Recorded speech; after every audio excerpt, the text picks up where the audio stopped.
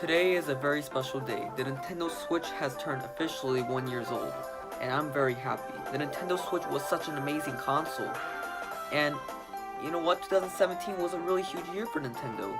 They had a lot of great games for Nintendo Switch, like The Legend of Zelda Breath of the Wild and Super Mario Odyssey. There was a lot of Nintendo Switch games that made the console really good. So I'm gonna go list off the top 5 of my favorite Nintendo Switch games from 2017. Now this is all my opinions, so if you disagree or agree with my opinions, that's okay, because you have your own opinions as well. Also, this list will contain some spoilers to certain games, so these are the only 3 games I'm going to mention spoilers of. So with that said, let's get started. Number 5, Mario Kart 8 Deluxe. Now I love Mario Kart. Mario Kart is one of my most favorite Mario spin-offs of all time.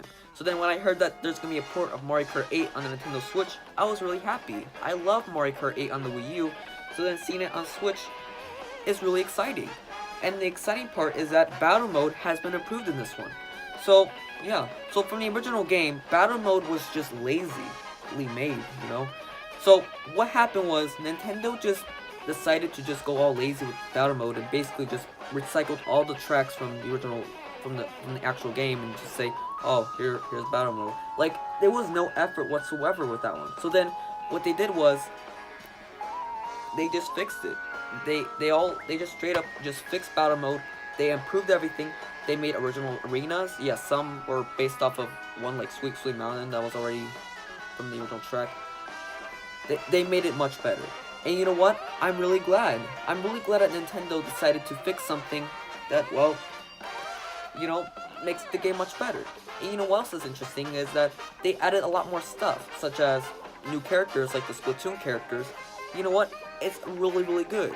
I have to point out some downsides is that there are no new tracks, no new racing tracks. But even then, we have the DLC, which is already free in this one. So yeah, but even then, I already have the DLC in the original game. So yeah, but even then, at least I don't have to pay extra to get the DLC in there. So you know what? This game's really good. I like this one. Number 4, Mario Rabbids Kingdom Battle. So when I first heard about this game, I was pretty confused altogether. Just think about it for a moment. Mario and the rabbits from Rayman. Why? Okay. You know, it would have been understandable if it was a Mario and Sonic crossover, but somehow they decided, out of all the video game characters they could do with a crossover, they had to choose the rabbits. But you know what? Somehow they made it work. No, I'm not saying it for like a joke or something. No. They actually made it to work pretty well. You know, they actually made the rabbits work in this game really well. And I'm not really a fan of the rabbits, but they actually made it work pretty well in this game. I didn't find the rabbits as obnoxious annoying as I thought they would be. And you know what? I'm pretty glad that Ubisoft made them pretty tolerable in this game. And that's in my opinion, you know. I mean, yes, they are kind of annoying in the game, but you know what? They're kind of annoying that, you know, they're okay. And the game is actually quite interesting. Instead of the usual platforming type of game that Mario would usually have, it's more of a strategy game. You move your characters to different spots of the area, and you try to shoot all the rabbit enemies. And yes, there are different rabbit enemies, like there's small ones, there's big ones, there's ghost ones, you know. They have different variants. And yeah, and it works pretty well. And there's also a multiplayer mode as well, where you can play with a friend, you know. It's really, really nice. Now, I'm not going to say too much about the story, is because I haven't finished the game yet, but so far the story is pretty interesting, you know. There's a lot of interesting things going on with the story, and the story is that the rabbits invaded the Mushroom Kingdom, and they're trying to fix the whole thing, and that's alright. Now, I have to point some downsides with this game, is that the game, when it comes to the teams part, now you can only have up to 3 people. Well, 2 if you count Mario, because Mario's always the leader in this game. But you can have 2 allies, either the rabbits or the Mario characters. Now the problem is that by the time when you unlock Peach, like, okay, so take for example, if you want to play as Peach and Luigi, well, you cannot play all 3 of the Mario characters. You have to at least have one of the rabbits in there.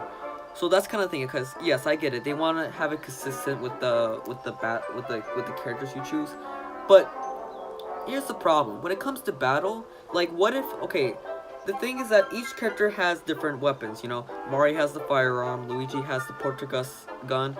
You know, they have all the items, but I feel like that there should be a way you could be able to swap the items. Like what if Mario should use the Poltergust gun that Luigi has, you know? That's kind of the thing, you know? Because if you're telling me that I cannot play all three of the Mario characters, something like that, you know? Then how am I going to be able to, well, use their weapons, you know? Like if they have the ability to switch the weapons, then, you know, it would work just fine. But you know what? I think it makes a bit more sense, you know? Because that means it'll involve a lot more strategy to the game, and that's pretty interesting. So overall, the game is pretty good. Yeah. I'm not gonna consider it as nowhere near as great as all the other Mario games, but this game is pretty good. So yeah. Number 3, Splatoon 2. Now I love the original Splatoon when it first came out in 2015. You know what? It was really unique. I mean, it was so much fun. And then when they say like there's gonna be a sequel to the game, it was a lot exciting. And you know what? I love the original Splatoon back in the Wii U, and now seeing it on Switch, there's a lot of improvements here.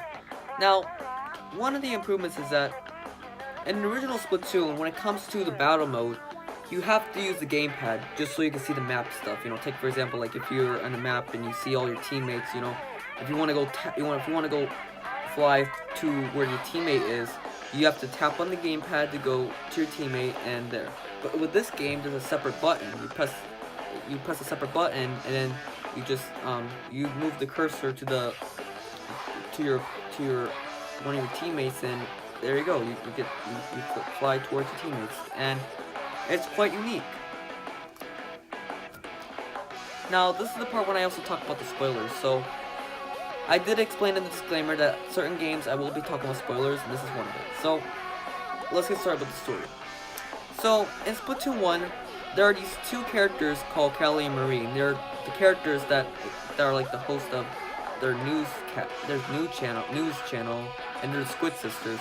So, they they explain like the new battle maps and stuff. You know, it happens every time whenever you start playing the game. So yeah, they're pretty interesting characters, and they're also the host for the Splatfest, and they're pretty nice. So when it came to Splatoon 2, they have newer characters, Pearl and Marina, I think that's the name of the other one. But yeah, those are the new Squid Sisters, and you know. And the reason why they had the newer ones is because Callie was missing during it, which it kind of explains why they had replacements, I guess. Because, you know, when I first heard there were new characters, I kind of felt a bit weird, because, you know, like, whatever happened to Callie and Marie? I mean, remember those, you know? I mean, they were pretty interesting characters, so why replace them? And that's because of the single-player mode. So Marie is dressed up in in the Japanese outfit.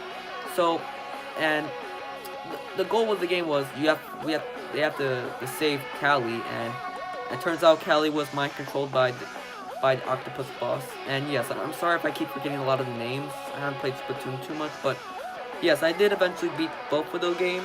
But you know, sometimes I kind of have a bad memory of remembering the names of the characters in Splatoon. But you know, yeah.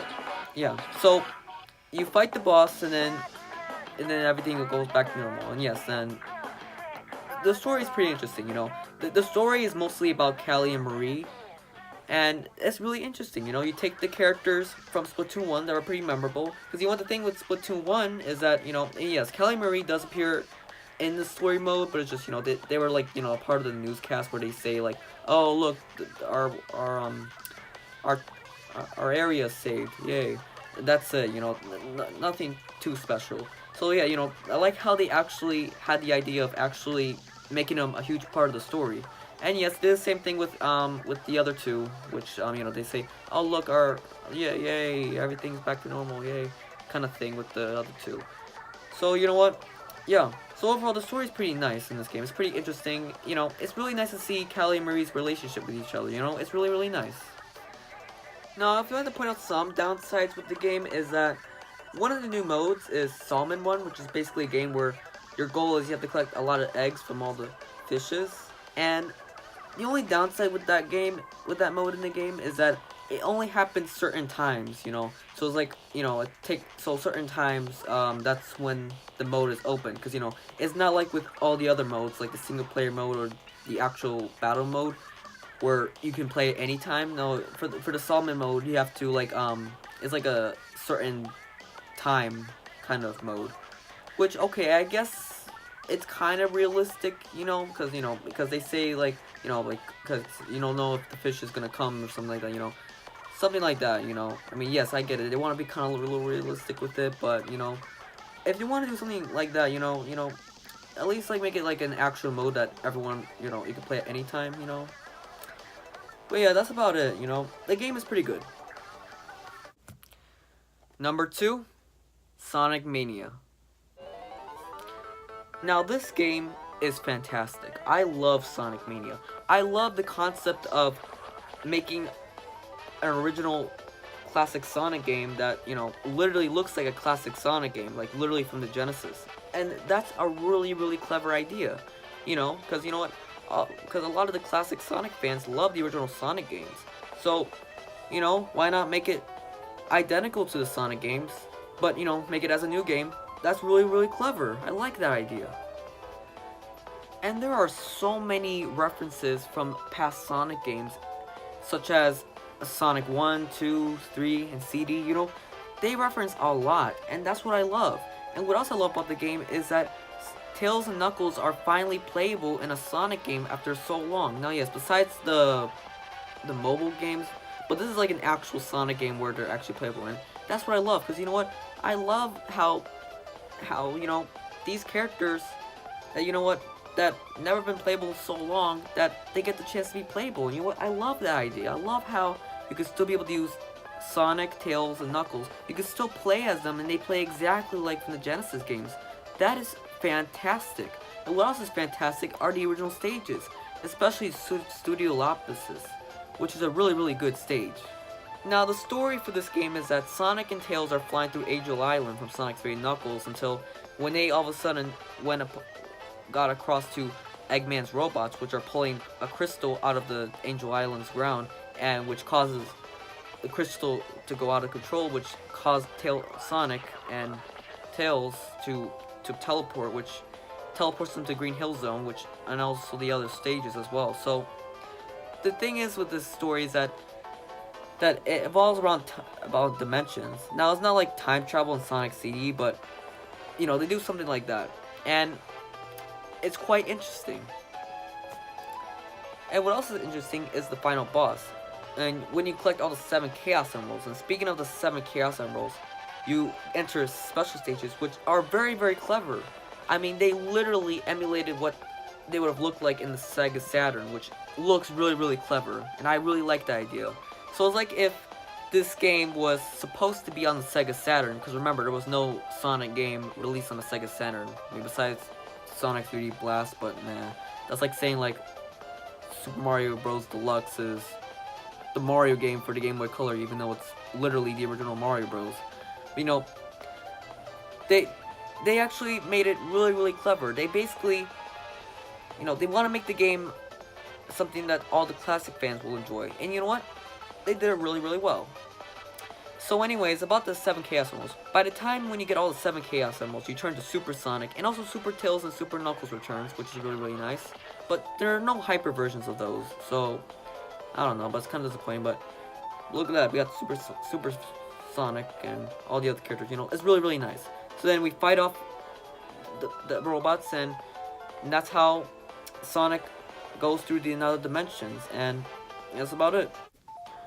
So I have to point out a downside about this game is that I feel like that the game, I mean, don't get me wrong, I love all the zones in this game, but I feel like that a lot of the zones, they're just all rehashes from all the other classic Sonic games, like Sonic 1, 2, 3, and CD. I mean, nothing bad about those. I mean, at least with those, they actually decided to remix it, and that's really clever. But the thing is, like, I feel like that there's more old stages than the new stages, like Studio Opposites, which is really kind of disappointing, because you know what? I would have been really happy if there's more newer stages, because I would have understood if it's just Green Hill and stuff, but but the rest of the levels are just all rehashes from the older games, and then there's like 4 newer levels, which is kind of disappointing. I mean, yeah, sure, they want to make it safe, just so that classic Sonic fans will remember the stage like, oh, I remember flying Battery Zone from Sonic 3 and Knuckles. I remember that. I get it, okay? It's just for nostalgia. It makes sense, It makes sense. So overall, Sonic Mania, it's a very fantastic game. You know what? This game is very, very good. I'm really happy this game is really, really good. I'm really glad that this game is really successful. I'm glad that, this game was made from an actual Sonic fan. And you know what? When it comes down to it, when you pick the right people to make a Sonic game, this is what happens. This game makes Sonic really, really good. You know what? This game is fantastic. And you know what? And it shows for the fact that they're made from actual Sonic fans. And you know what? With those people, these are the kind of people that you need, Sega. These are the kind of people that will make Sonic games successful. And you know what? I'm very happy that this game shows it. Now, before we get to number 1, I want to give some honorable mentions to some other Nintendo Switch games. The Legend of Zelda Breath of the Wild. Now, this game is very beautiful. This game is fantastic. And yeah, sure, I'm nowhere near as a big Zelda fan as I am with Mario, but I have to admit, this game is very, very beautiful. And you know what? I can actually consider this as my favorite Zelda game. Now, I have not beaten the game yet, or, played, I haven't really beaten so much of it, but you know what? My favorite part about the game is just exploring all over the place, Exploring everywhere is just very beautiful, Seeing all the beautiful graphics of this game, it's just amazing. Sonic Forces. Now, I've been hearing a lot of people's opinions about this game. It's all mixed up, either, oh, this game is okay, or, oh, this game is garbage. A lot of people has mixed opinions about this game. So what I think about the game, well, I think the game is alright. But I will have to say that this game is nowhere near as good as all the other Sonic games, like the classic games, Sonic Adventure, or even Sonic Mania. This game tops this game. But you know what? The game is actually quite clever because of the avatar option. Now, yes, in the past there's lots and lots of Sonic OCs, and what they did was you can create your own Sonic OC in this game, and you know what? It's quite interesting, They actually decided to do something that fans like to do, and they put it in their own in the Sonic game. They can make their own character, and that's really, really clever about this game. Now, to get some downside is that, well, the game now is that, here's the thing. So, classic Sonic and this game and Sonic Forces are supposed to be like a tie-in, like the story's supposed to be, like it's supposed to be connected. So which explains why classic Sonic's in this game. But that's kind of the thing. Here's the thing. Classic Sonic, the reason why classic Sonic worked in Sonic Generations is because, well, it was an anniversary game, and it was about all the past Sonic games, which makes sense why classic Sonic was in the game. But there was no reason for classic Sonic to be in this game, Because you know what? Classic Sonic already made an appearance in this game, so just leave this game just to modern Sonic alone, Just don't put classic Sonic in the game. Because we already have Mania already, so just, like, what was the whole point of that? Now, another cool thing I had, the game had was these little stickers, and yes, and I did put it on my Switch, my little Switch Joy-Cons. And now, the reason why I did it was just so that I could take out the Joy-Cons, so like here, if I could do this.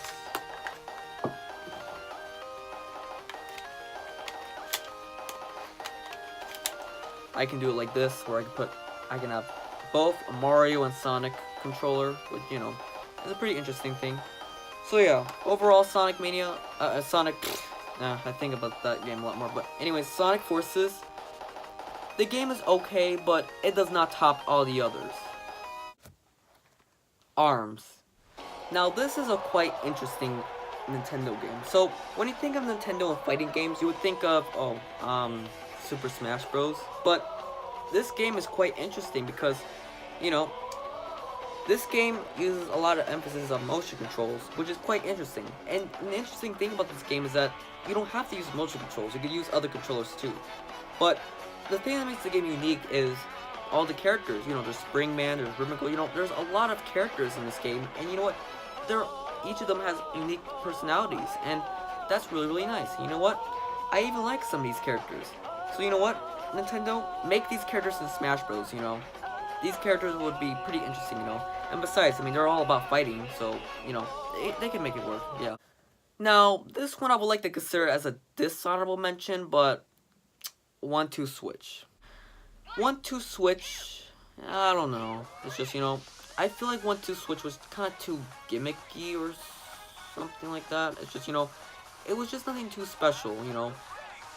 It's like, there's a lot of mini games in the game that, you know, like, take for example, the quick draw game, you know. It's kind of clever, you know. They have, like, the gun mini game. But, you know, when it comes to games like table tennis, like, what the heck? Like, you know, you're supposed to be like this, you're supposed to pretend like the ball's right there. But that doesn't make sense, you know. At least with games like We Play, where you can actually see the tennis ball. So with this game, you can't even see the tennis ball. You have to feel the ball.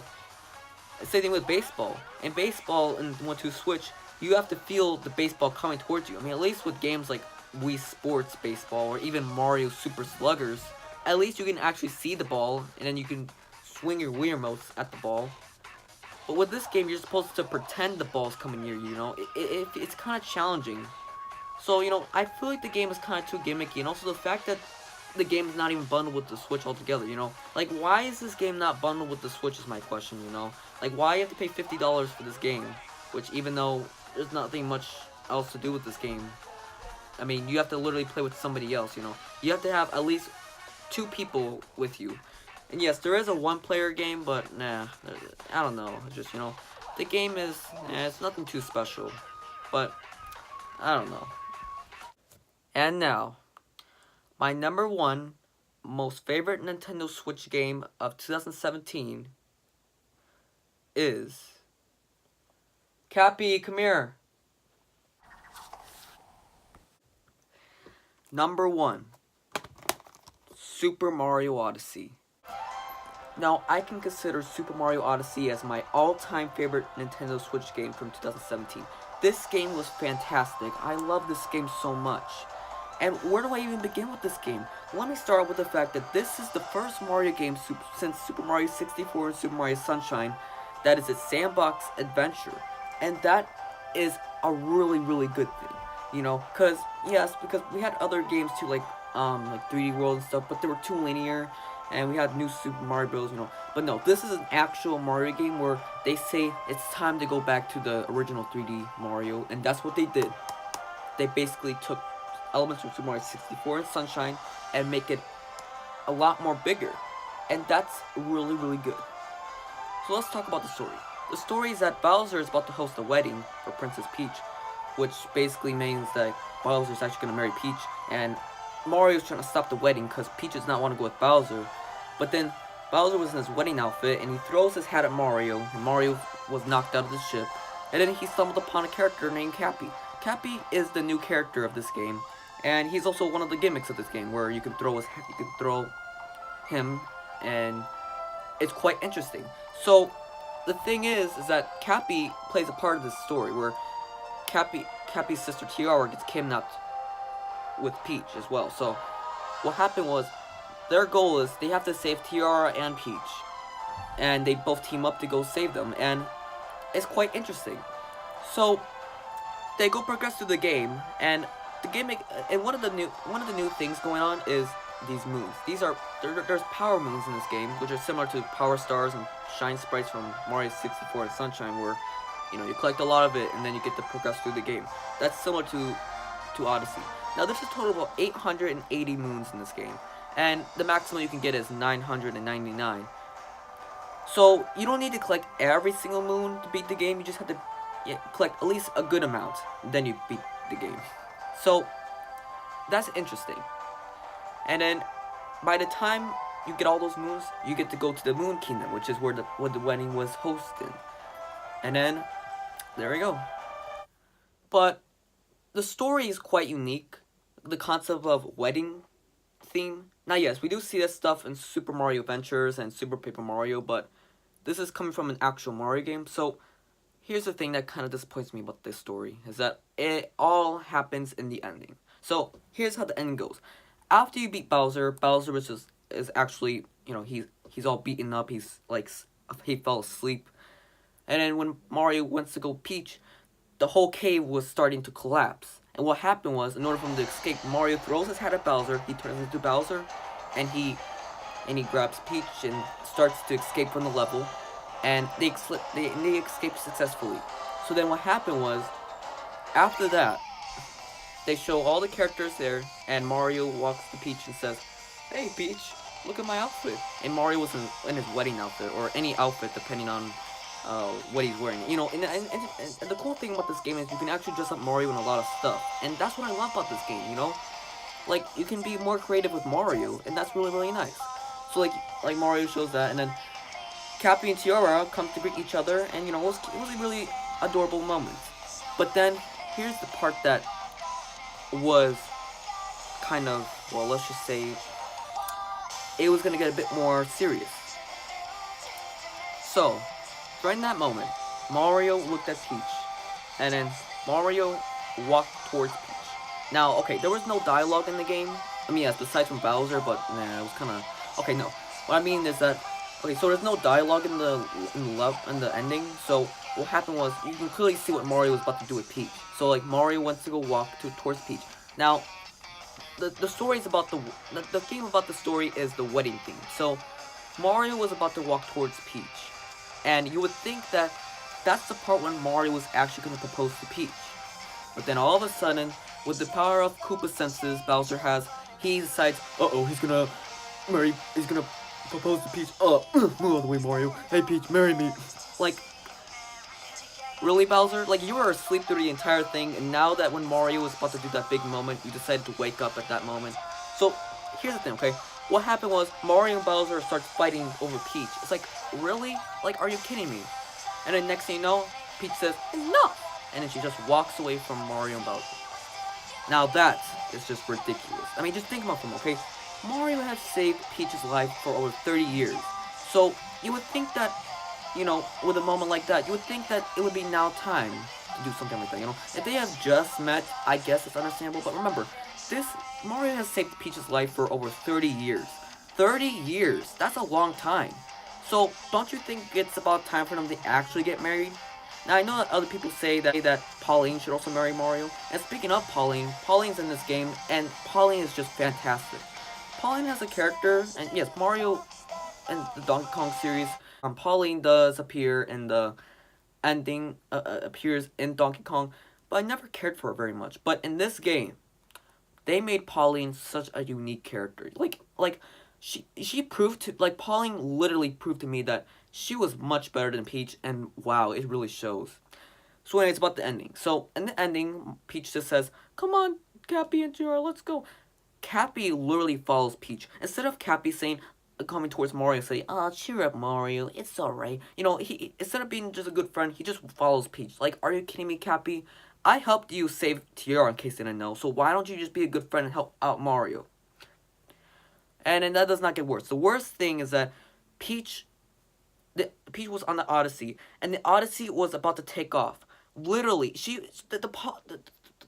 the Odyssey was literally gonna take off without Mario on it. Like, are you kidding me? Are you honestly that serious, Peach? So, you're telling me that you walk away from Mario after Mario was gonna do something very nice to you, and now you're gonna take his Odyssey and just fly away from them? Like, what are you thinking, Peach? I mean, it just really ruins the game for me, almost. And it just disappoints me. And, you know what? I'll be honest, okay? I mean, the good thing about the ending was that, it was different, The ending was at least different, Instead of usual, thank you, Mario, for saving me, Peach just walks away and stuff, I guess she wants to be independent, even though she was literally crying for Mario's help for the entire freaking game, but I get if they want to be different. You know what? That's fine, okay? That's fine if they want to be different. But as being a Mario fan for over 10 years, I just wish that, they would just do something special about the ending, The ending is okay, but it's nowhere near as good as all the others, It just almost ruins the game for me. And you know what? at the end of the game, you get to the Mushroom Kingdom. You know what? I was happy for it, but then I felt bittersweet because of the whole ending, and that was the thing. So the ending was the only thing that kind of just bothers me with the game. But you want to know something good about this game is that no matter how disappointing the ending could be, the game the game still redeems itself. You know what? I had such an amazing time playing this game. Okay, no matter how disappointing the ending was, I had such an amazing time playing this game. If the game was just not so good and the ending was not so good, I would have not considered it as a very good Mario game. But you know what? Since I enjoyed the game so much, the game still redeems itself as my favorite Nintendo Switch game of all time. And you know what? It really shows. There's a lot of outfits you can dress up Mario in. There's a lot of charm with this game. There were so many things that this game has that for all Mario fans can enjoy. I enjoy this game so much. Now, yes, the ending was not as good as I would have wished it was, but the game is overall good. The good of this game outweighs the bad of the game. And that's what I truly love about this game. And that is my top 5 Nintendo Switch games. Yeah, sure, the video is nowhere near perfect. Yes, I was stuttering a lot through it. It was all unscripted and stuff, but you guys at least get the idea of what my favorite Nintendo Switch games are. Now, I know I've been a bit personal about the ending for Super Mario Odyssey, but you know what? If there's one thing I have to say about the ending, it was at least unique, you know? At least it was kind of different from all the other Mario games, like, endings. But you know what? That's all for my opinions. If you like that ending, good for you. If you don't like it, that's good for you, you know? All of this was all from my opinions. This whole list was all my opinions. So if you don't agree with it, or you do agree with it, that's okay. That's what our opinions are. So what are your favorite Nintendo Switch games? Let me know in the comment section below. And thanks again for watching, like and subscribe. I hope to see you guys next time.